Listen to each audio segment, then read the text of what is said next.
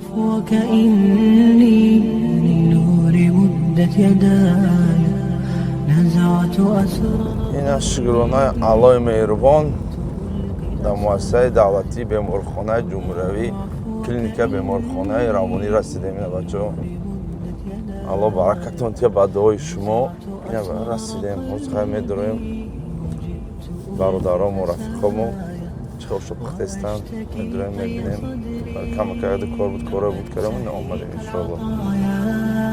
به بدأت ولكن لم أدر ما منتهايا لم أدر يأسي فيه ولا عرفت هدايا ولا عرفت ظلامي ولا عرفت ضحايا ولا لغيرك دوايا رب يوم الندايا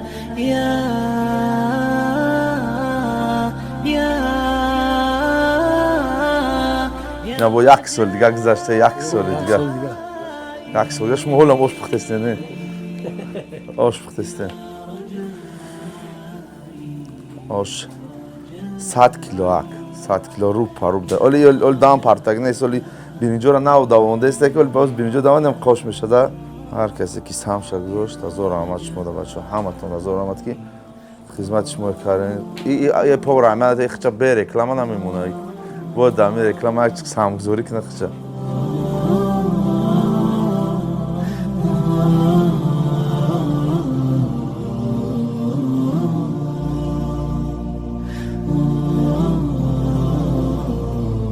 إليك أنت صباحي مصفد بمسايا فاسكب ضياءك إني ظمآن ضل صدايا إليك أنت صباحي مصفد. خیلی خدا پروردگار در کسب کاری همت برکت خدا اومدی کاری همت تیا خدا همین صاحب کارا خدا در کسب کاری همشون برکت و خدا خیلی کدگیشونو و درگاهش قبول آمین. الله اکبر.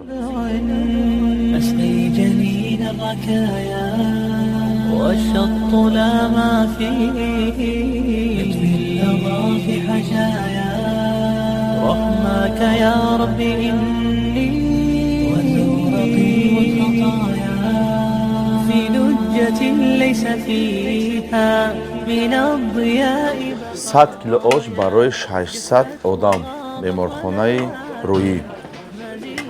آش چیز تک باید کردیم. آش یک باید کرد. ما مزه‌ش هم میگفتیم.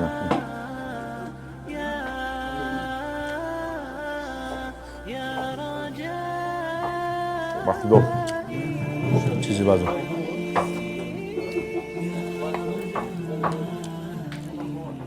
مدامایی که دستگیر کردن هزار آمدمش مدام. يا رجائي يا رجائي يا رجائي